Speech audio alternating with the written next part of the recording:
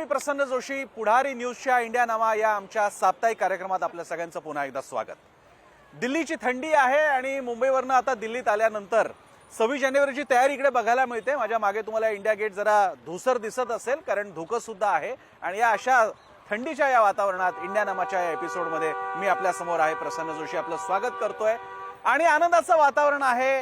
कारण का नसावा आनंद? कारण जर का पगार वाढणार असेल, हा पगार सगळ्यांचा वाढतोय की नाही माहित नाही.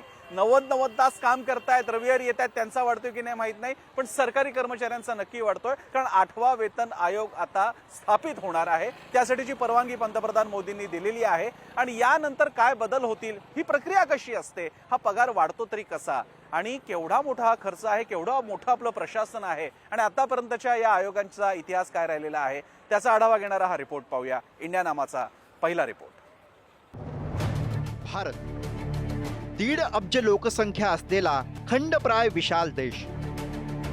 भारतासारख्या अवाढव्य देशाला चालवण्यासाठी प्रशासनही तितकंच मोठं लागतं. दिल्लीतील नॉर्थ आणि साऊथ ब्लॉकमधील केंद्रीय सचिवालयापासून ते राज्यातील केंद्र सरकारी आस्थापनातील कर्मचाऱ्यांपर्यंत ही प्रशासन व्यवस्था असते. म्हणूनच संविधानाद्वारे केंद्रीय आणि राज्य प्रशासनाची व्यवस्था करण्यात आली. आज मितीला केंद्र सरकारी आस्थापनांमध्ये जवळपास 50 लाख अधिकारी आणि कर्मचारी काम करतात.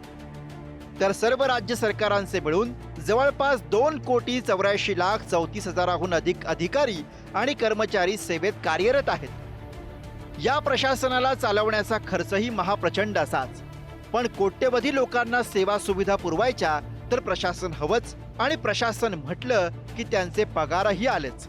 हे पगार ठरवण्यासाठी वेतन आयोग नेमले जातात. आतापर्यंत 7 वेतन आयोग स्थापण्यात आले. पहिला वेतन आयोग मे 1946 ते 47. अध्यक्ष श्रीनिवास वरदाचार्य. शिफारस किमान वेतन 55 रुपये ते 2,000 रुपये प्रति महिना. लाभार्थी 15 लाख कर्मचारी. दुसरा वेतन आयोग ऑगस्ट 1957 ते 59. अध्यक्ष जगन्नाथ दास. शिफारस किमान वेतन 80 रुपये प्रति महिना. लाभार्थी 25 लाख कर्मचारी. तिसरा वेतन आयोग एप्रिल 1970 ते 1973. अध्यक्ष रघुबीर दयाल. शिफारस किमान वेतन 185 रुपये प्रति महिना. लाभार्थी 30 लाख कर्मचारी. चौथा वेतन आयोग सप्टेंबर 1983 ते 86. अध्यक्ष PN सिंघल. शिफारस किमान वेतन 750 रुपये प्रति महिना. लाभार्थी 35 लाख कर्मचारी. पाचवा वेतन आयोग एप्रिल 1994 ते 97. अध्यक्ष न्यायमूर्ती S रत्नावेल पांड्या. शिफारस किमान वेतन 2,550 रुपये प्रति महिना. लाभार्थी 40 लाख कर्मचारी. सहावा वेतन आयोग ऑक्टोबर 2006 ते 2008. अध्यक्ष न्यायमूर्ती BN कृष्ण. शिफारस किमान वेतन 7,000 रुपये प्रति महिना. लाभार्थी 60 लाख कर्मचारी. सातवा वेतन आयोग अध्यक्ष न्यायमूर्ती AK माथुर. शिफारस किमान वेतन 18,000 ते 2.5 लाख रुपये प्रति महिना. लाभार्थी 1 कोटी कर्मचारी आणि निवृत्ती वेतनधारी. यानंतर आता पंतप्रधान नरेंद्र मोदी यांनी 8व्या वेतन आयोगाच्या स्थापनेसाठी मंजुरी दिली. या आयोगाच्या शिफारसी 2026च्या वर्षापासून लागू होतील. वाढीव महागाई भत्त्यांसह या शिफारशींचा फायदा जवळपास 65 लाख निवृत्ती वेतनधारकांनाही होईल, अशी माहिती केंद्रीय मंत्री अश्विनी वैष्णव यांनी दिली आहे. पण वेतन आयोगाद्वारे होणारी पगारवाढ एका विशेष घटकावरती अवलंबून असते. तो घटक पाहणं सुद्धा महत्त्वाचं ठरेल. पगारवाढीचा फिटमेंट फॅक्टर. 7व्या वेतन आयोगाकडनं 2.57 हा फिटमेंट फॅक्टर ठरवला गेला. पगारवाढीसाठी मूळ वेतनाच्या रकमेचा या फॅक्टरशी गुणाकार होतो. उदाहरणार्थ 18,000 मूळ वेतन असेल तर 18,000 गुणिले 2.57 म्हणजेच 46,260 रुपये नवं मूळ वेतन असेल. कर्मचारी संघटनांकडनं हा गुणांक 2.86 ते 3 ठेवण्याची मागणी. 8व्या वेतन आयोगाद्वारे किमान वेतन 34,650 रुपये होण्याची शक्यता आहे.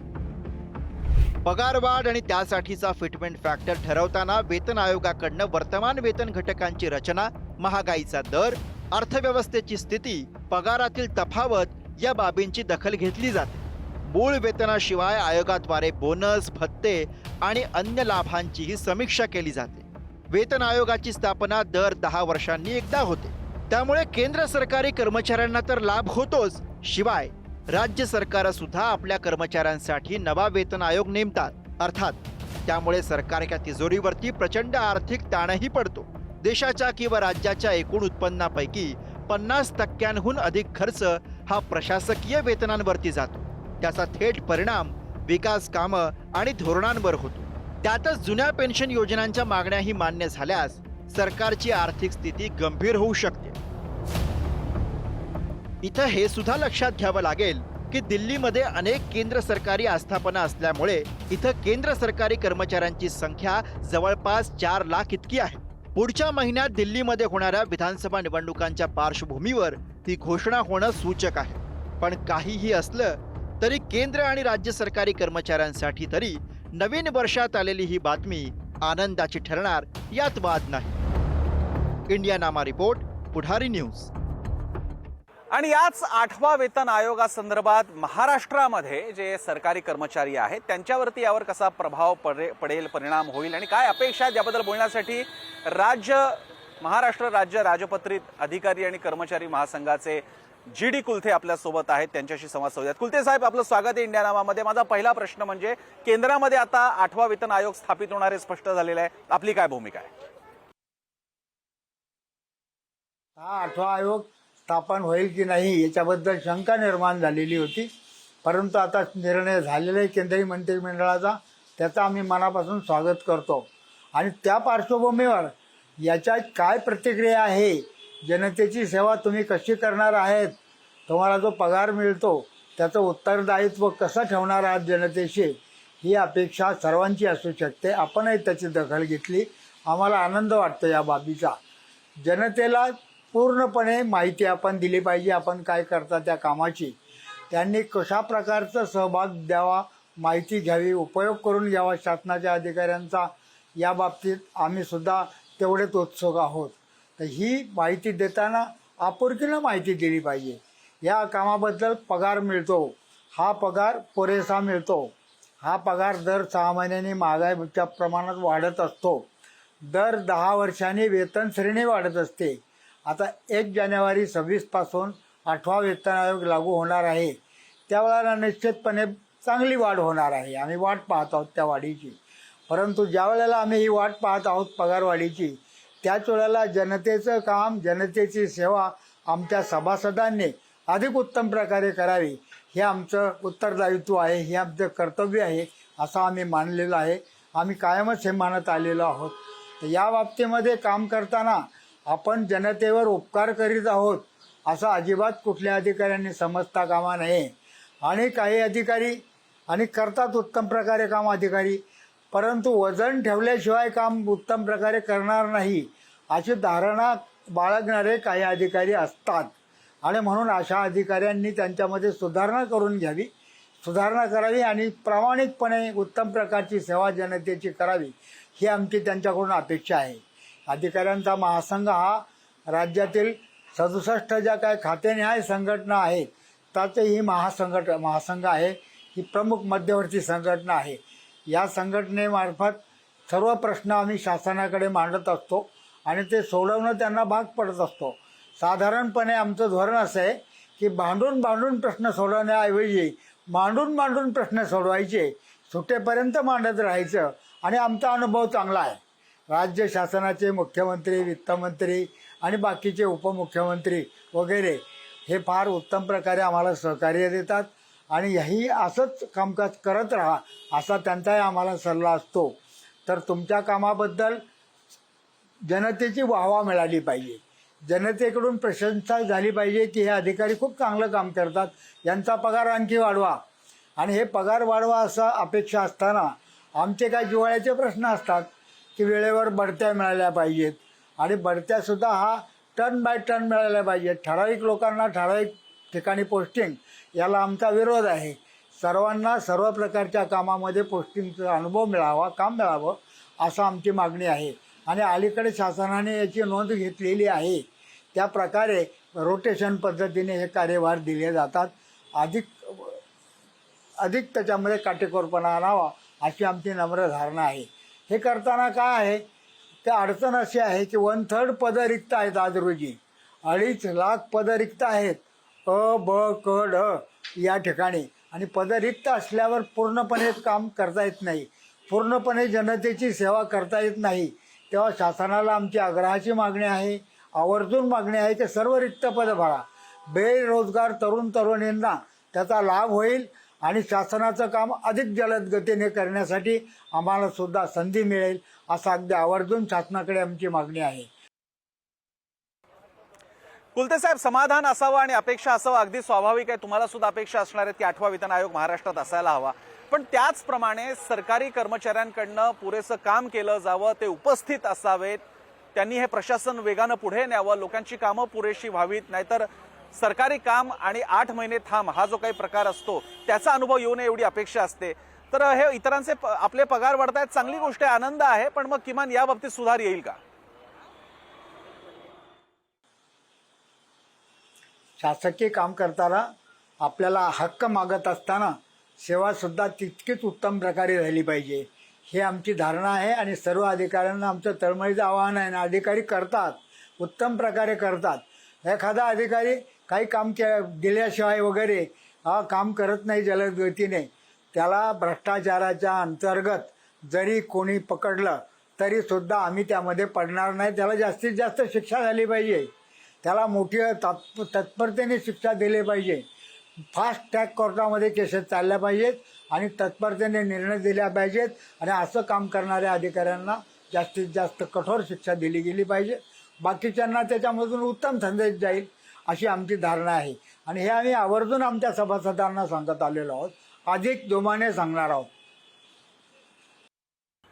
दरम्यान एकीकडे राज्य कर्मचारी महासंघाची, राजपत्रित कर्मचारी पदाधिकारी महासंघाची एक भूमिका असली या वेतन आयोगासंदर्भात, तरी सुद्धा अशा प्रकारे वेतन आयोग वाढ करण्याच्या बाबतीमध्ये काही रिझर्वेशन्स, काही आक्षेप सुद्धा नोंदवण्यात आलेले आहेत. स्वतः एक सरकारी कर्मचारी असलेले, राहिलेले आणि सध्या शिक्षण क्षेत्रात काम करणारे, मुख्याध्यापक असणारे हेरंब कुलकर्णी आपल्यासोबत आहेत. हेरंबजी, आपलं स्वागत आहे इंडिया नावामध्ये. आपली फेसबुक पोस्ट सध्या खूप चर्चेत आहे, पण यापूर्वी सुद्धा अशा प्रकारच्या वेतन आयोगाच्या बाबतीत किंवा पगारवाढीच्या बाबतीत विरोध दर्शवलेला आहे. काय भूमिका आहे आपली? प्रसन्न, 8व्या वेतन आयोगाबद्दल जे काही विचारतो आहेस तो मुद्दा अगदी बरोबर आहे. केंद्र सरकारचा 8वा वेतन आयोग मंजूर झाल्यानंतर महाराष्ट्रामध्ये 8व्या वेतन आयोगाची मागणी होईल, 8व्या वेतन आयोगाची स्थापना होईल आणि कर्मचाऱ्यांना तो दिला सुद्धा देईल. पण माझा प्रश्न हा आहे की हे ओझं पेलण्याची राज्य सरकारची क्षमता आहे. आज जवळपास 60 ते 65% रक्कम केवळ कर्ज, व्याज याच्यासाठी खर्च होत असताना आणि राज्यावर 8 लाख कोटीचं कर्ज असताना पगार, पेन्शन आणि व्याज हे ओझं पेलण्याची सरकारची क्षमता नाही. त्याच्यात 3 लाख जागा ह्या रिक्त आहेत. त्यांचे जर पगार सुरू झाले तर ही रक्कम किमान 75 ते 80% पर्यंत जाऊ शकते. अशा काळामध्ये विकासाला कुठलाही पैसा उरणार नाही. सरकार हे नेमकं कुणासाठी आहे हा प्रश्न विचारण्याची वेळ आलेली. याचं कारण असं की राज्य कर्मचाऱ्यांची एकूण संख्या संपूर्ण महाराष्ट्राच्या लोकसंख्येमध्ये 7 किंवा 8% पेक्षा जास्त नाही. आणि त्यांच्यासाठी जर 60% तिजोरी आपण खर्च करणार असू तर महाराष्ट्रातले आदिवासी, भटके, विमुक्त, दलित, शेतमजूर, गरीब, शहरी गरीब यांच्यासाठी सरकार कुठून पैसा आणणार आहे? आणि म्हणून हे कल्याणकारी राज्य कल्याणकारी आहे का? शरद जोशींनी जो प्रश्न विचारला होता की पिकाला पाणी देताना पाटाने किती प्यायचं आणि पिकाने किती प्यायचं हे ठरवण्याची आता वेळ आली. ज्या गरिबांच्या कल्याणासाठी आम्ही सरकारी यंत्रणा निर्माण केली त्या यंत्रणेसाठीच जर आज इतका मोठा निधी खर्च होणार असेल तर मग कल्याणकारी नावाच्या सरकारी नावाच्या योजनेला काय अर्थ राहतो? आणि म्हणून दिवाळखोर कंपनीमध्ये काम करणाऱ्या सरकारची अवस्था होऊन अशा प्रकारची मागणी करू नये किंवा समाजाने त्यासाठी दडपण निर्माण केलं पाहिजे. लाडकी बहीण योजना आल्यानंतर हाच सारा मध्यम वर्ग ओरडत होता की किती मोठा बोजा सरकारवर पडतो आहे, कसं कल्याणकारी शासन काम करणार. आता प्रश्न माझा त्या मध्यम वर्गाला हा आहे की लाडकी बहीण तर नक्कीच चुकीची होती, परंतु हा अतिरिक्त वेतनावरचा जो खर्च आहे हा सुद्धा चुकीचा आहे. आणि म्हणून कल्याणकारी शासनाचा कुठलाही खर्च हा प्रशासन खर्च 35% पेक्षा जास्त होता कामा नये. अशा प्रकारची भूमिका इथून पुढे राज्य सरकारांनी ठामपणे घेतली पाहिजे.